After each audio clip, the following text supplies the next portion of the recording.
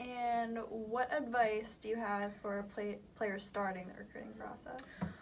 Yeah, definitely think about what, if you're new to the process and you're like, okay, I'm just getting into recruiting, think about what your dream school looks like. So before you even look at any schools, consider, okay, what size school do I want? What kind of volleyball program do I want to be at? What location in the country do I want to be? What type of academic opportunities do I want to have? Like, list out everything that you want to see, size of campus, tiny campus, etc. Then from there, once you have this list and this idea of your dream school, now look at schools and see which ones match up the best.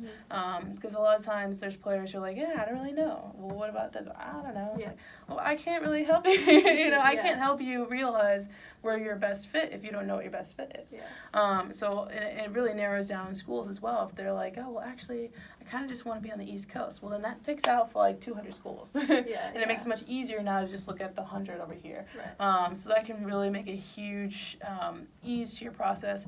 Also for us because, excuse me, looking at players who want to be here, if they then say, well, my dream school is, private Catholic school on the East Coast with good academics, strong like business program, I want to do business, and great athletics and etc. Then we go, oh, cool, that's exactly who we are. I think you would do great here. Because again, we're not just trying to pull the top player in the country and just drag them here. We want to find a top player who has the same values as our program and wants to be at a school like ours.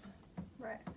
And then what should a player do if they feel stuck, they're sending emails, or they're making calls, but they're not getting any replies? Yeah, so if you're in a position where you're kind of like, God, nobody's responding to me at all, first of all, check and make sure all your email addresses are correct. I had a player email me the other day who had sent it to us a couple times and then forwarded me an email to my correct email address, and I went down and looked, and she sent like 5 other emails with all our email addresses wrong, but like one letter. And I'm just like, oh, honey, okay. This is why we haven't been responding to you. The email is wrong. Secondly, another thing that you can do is call us on the phone. Because then once we're on the phone and you're talking to us and you're saying who you are, we can kind of give you direct feedback. Again, kind of like I talked before, make sure you say, hi, my name is this, I'm this grade, year, I'm this position, this, height, this, jump touch, kind of basic stats or factors that would jog our memory of who you are. Or if we don't know who you are, that may be where we say, okay, well, let me write your name down and I'll look through like our notes from previous recruiting, or I'll come and see you play. Because if a kid calls me on the phone and I talk to them and I hear their voice and I hear their personality and they sound really enthusiastic, I'm going to follow up and watch that kid. They send me an email and it's long, they spell Seton Hall wrong, it's just like copy pasted, which I get it, a lot of people do. I'm not saying you don't have to do that, but take the care to make sure our name is spelled right.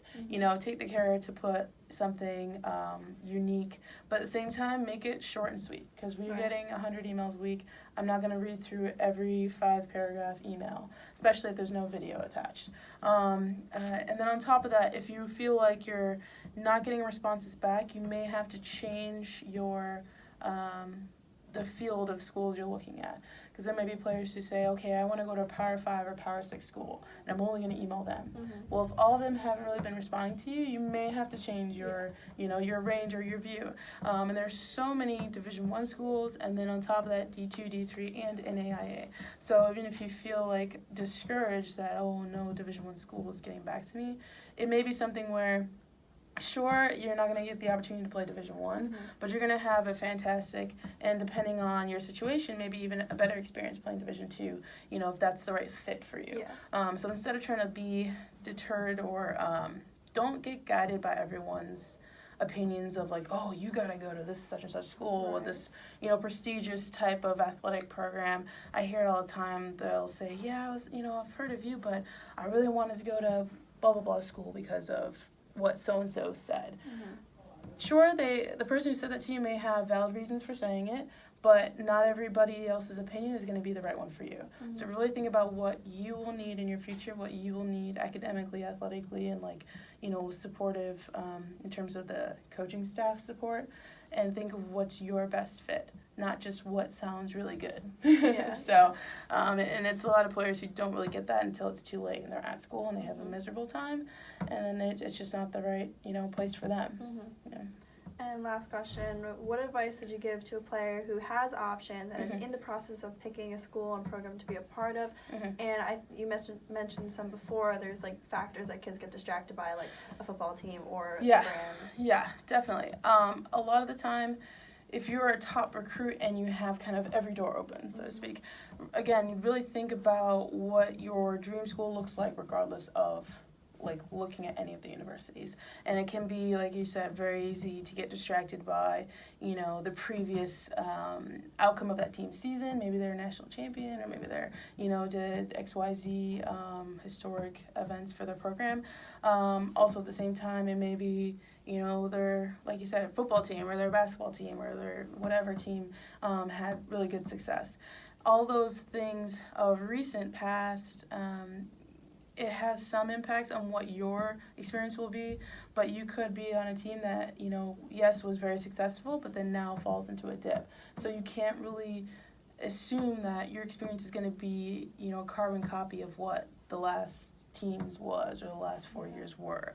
Obviously, like, winning is a habit, and success and championships are part of a habit of a program, so it's not to say that, you know, you should never go based off that.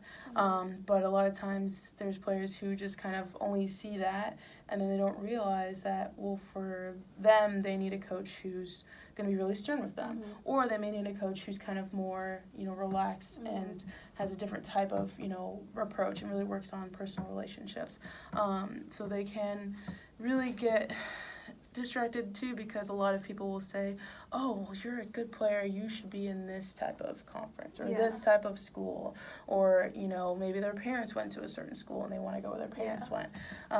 It's tough because it's a lot of little things that can all seem fantastic from, you know, the recruiting perspective, but then once you're actually there, it may be a little bit different. And it's hard to say, because that's always the gamble of the whole process in recruiting. Same from our side in terms of the gamble of putting our faith in certain recruits. So that's kind of where, you know, with everything that goes into recruiting, it's so important and so painstakingly, like, difficult, because you're essentially trying to predict the future on both sides. So really think about, again, like I said, what is your dream school? Do research into what are the different opportunities that you should be like trying to find with every school, you know, and then if you do feel like that's going to be your new home for 4 years, and they so happen to be, you know, in a great conference, then yes, that's, you know, that's the one for you.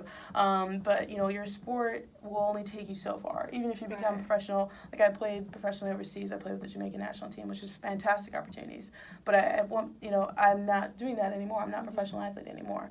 So I have to now go and rely on my academic prowess from my degree and everything in terms of now my career.